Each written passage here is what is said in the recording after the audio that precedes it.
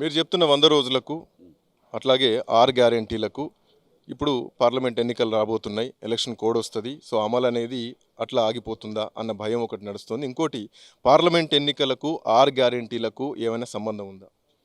Parliament ఎలక్షన్స్కు అది అది మన గవర్నమెంట్ జీవో అది ఎట్లుంటుందో చూస్తారు దాన్ని బట్టి. ఒకవేళ పార్లమెంట్ ఎలక్షన్స్ ఆగిపోతే దానికి ఎవరు చేసేది ఏముంటుంది, అందులో మనం చేసేది ఏమైనా ఉంటుందా? ఎన్నికల్లో ఎన్ని సీట్లు సాధిస్తారనుకుంటున్నారు వరంగల్ జిల్లా నుంచి? వరంగల్ నుంచి 2కు 2 ఎట్లా వస్తాయి అది వాళ్ళకి తెలుసు, పబ్లిక్ తెలుసు. ఎందుకంటే ఈ 2 నెలలనే మా మార్క్ ఏందో చూపించాం, ఏం చేయగలుగుతాం అనేది.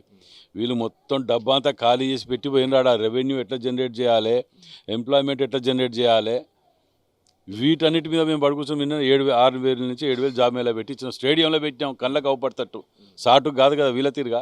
ఇక్కడ మొత్తం డబ్బా ఖాళీ చేసి ఆఖరికి మొన్న కార్పొరేషన్ ఎలక్షన్స్ కూడా 2 కోట్ల నగతుంటే 45 కోట్లకు శంకుస్థాపనలు చేస్తారు వీళ్ళు. అంటే ఎంత నీచానికి దిగజారిపోయిందంటే వీళ్ళు రాజకీయం గురించి ఏదైనా మేము చేస్తామనే కానీ దిగజారిన వాళ్ళు. కాబట్టి డబ్బా ఖాళీ ఉన్నా ఇలా నడుపుకుంటూ వస్తున్నాం. 15వ తారీఖు పెన్షన్లు శాలరీలు పడ్డాయి. ఇవాళ 6వ తారీఖు పడతానే అంటే మా డెవలప్మెంట్ కాదా, మార్పు కాదా? ఇంకేం కావాలి ఇంతకంటే? మళ్ళీ 1వ తారీఖు రోజు వరకు జీతాలు పెన్షన్లు పడే విధంగా ఏర్పాటు చేసుకుంటాను. ఇలా నియోజకవర్గానికి 10 కోట్లు మన ముఖ్యమంత్రి గారు రేవంత్ రెడ్డి గారు, బట్టి విక్రమార్క గారు కలిసి మాకు ఇవాళ 10 కోట్ల నియోజకవర్గ అభివృద్ధికి ఇది చేసి ఇస్తున్నారు.